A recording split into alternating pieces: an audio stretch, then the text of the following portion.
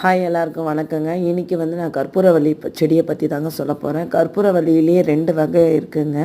ஒன்று வேரிகேட்டட் கற்பூரவள்ளி, இன்னொன்று நார்மல் கற்பூரவள்ளி.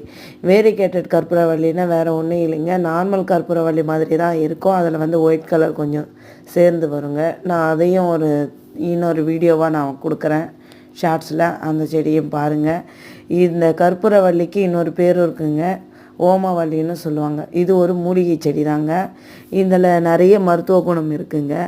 இந்த ஆஸ்துமா, சளி அந்த மாதிரி இருக்கிறவங்க, சைனஸ் ப்ராப்ளம் அந்த மாதிரி இருக்கிறவங்கெல்லாம் காலையில் தினமும் ஒரு இலையை எடுத்து வாஷ் பண்ணி சாப்பிட்டு அந்த சாரை முழுங்கி வந்தோன்னா அந்த சைனஸ் ப்ராப்ளம் க்யூர் ஆகுங்க. அதே மாதிரி மார்பு சளி, இருமல் அந்த மாதிரி இருக்கிறவங்கலாம் கூட இந்த கற்பூரவள்ளியை தண்ணியை கொதிக்க வச்சு நல்லா அந்த தண்ணியை ஃபில்ட்ரு பண்ணி குடிச்சு வந்தால் அதுவும் சரியாகுங்க.